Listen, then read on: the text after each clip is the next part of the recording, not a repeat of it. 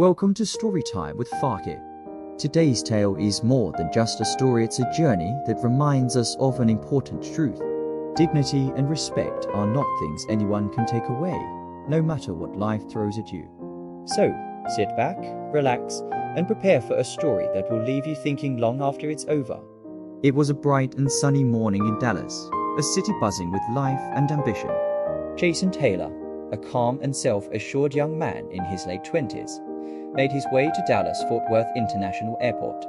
This wasn't just any trip, it was a business meeting in New York that could potentially shape the future of his career.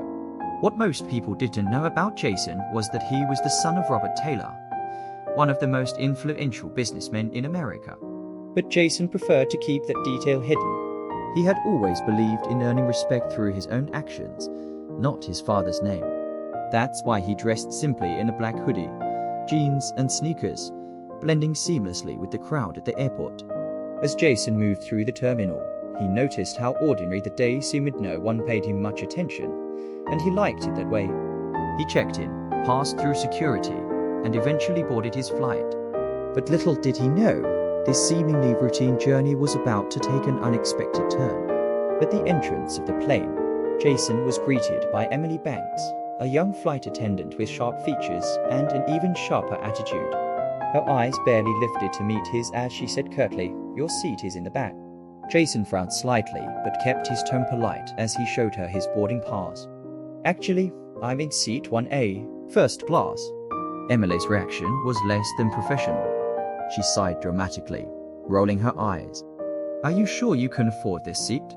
she asked, her voice dripping with sarcasm. Jason was taken aback but maintained his composure. "Yes, I'm sure," he replied simply and walked to his seat, leaving her behind without another word. As he settled into 1A, Jason hoped the encounter was just a blip, a fleeting moment of rudeness that wouldn't define the rest of the flight. But as the plane began to taxi and take off, it became clear that Emily wasn't done. Throughout the initial part of the flight, Emily seemed to go out of her way to make Jason feel unwelcome. She greeted and served the other first-class passengers with a bright smile, chatting warmly as she handed out drinks and snacks. But when it came to Jason, she ignored him entirely. After some time, Jason decided to give her the benefit of the doubt. Maybe she was just having a bad day. He raised his hand politely and said, "Excuse me, could I have a glass of water, please?" Emily turned to him with a forced smile that didn't reach her eyes. "Maybe later," she replied curtly before walking away. Jason's patience was beginning to wear thin, but he decided not to cause a scene. However, the tension in the air was palpable. He noticed other passengers glancing at him, whispering among themselves. It felt as though Emily had shared her disdain for him with others. A fellow passenger seated nearby, Mark Wilson, leaned over and whispered, "Hey, don't let her get to you. I've seen her do this before. She's got biases."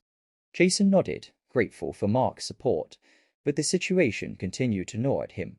It was 2024, in a country that prided itself on equality and fairness. Yet here he was, being treated differently for reasons he couldn't quite understand. As the flight progressed, Emily's behavior didn't improve. She deliberately skipped over Jason whenever serving drinks or food, pretending not to hear him when he asked for anything. By this point, Jason had had enough. He stood up and calmly approached the front of the plane, asking to speak with the head of customer service. A few moments later, Linda Morgan, the airline's customer service manager, arrived at his seat. "What seems to be the problem, sir?" Linda asked, her tone warm and professional. Jason, though clearly frustrated, explained the situation in measured tones. "I've been ignored multiple times and treated rudely by your flight attendant." "I don't understand why." Linda's expression turned serious as she listened. "I'm very sorry to hear that, Mr. Taylor. I'll address this immediately." When Emily overheard Linda addressing Jason by his full name, her face went pale. Realization seemed to dawn on her, and she quickly averted her gaze. Moments later, an announcement came over the intercom.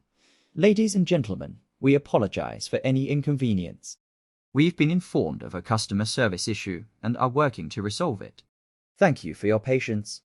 Jason, confused but intrigued, glanced at his phone, which buzzed with a message from his father. "Son, I heard what's happening on your flight. Don't worry, I'm handling it. Jason's eyes widened. He hadn't told his father about the situation, so how had he found out? And what exactly was he doing to fix it? By the time the plane landed in New York, the atmosphere had shifted. Emily avoided Jason entirely, her demeanor now nervous and subdued. As passengers disembarked, Jason was greeted by 2 airline staff members who escorted him to a private lounge. There, he found his father, Robert Taylor, waiting with the airline's CEO. "Dad, I didn't want special treatment," Jason began. "I just wanted to be treated with respect." Robert nodded, his expression a mix of pride and frustration. "I know, son, but sometimes people need a wake-up call." You've worked hard to make your own way, and no one has the right to treat you unfairly. The airline's CEO apologized profusely for the incident, assuring Jason that Emily had been removed from duty pending further investigation. As Jason left the airport, he reflected on the experience. He realized that people like Emily would always exist, those who judge others without knowing their story. But he also understood that the real lesson wasn't just for her. It was about standing up for what's right, no matter the circumstances. And with that, Jason walked away not as the son of a wealthy man, but as someone who had stood his ground with dignity and grace. Thank you for watching. If you found this story inspiring, don't forget to like, share, and subscribe to our channel. And remember, no one can take your dignity and respect away from you. They are yours to protect and cherish.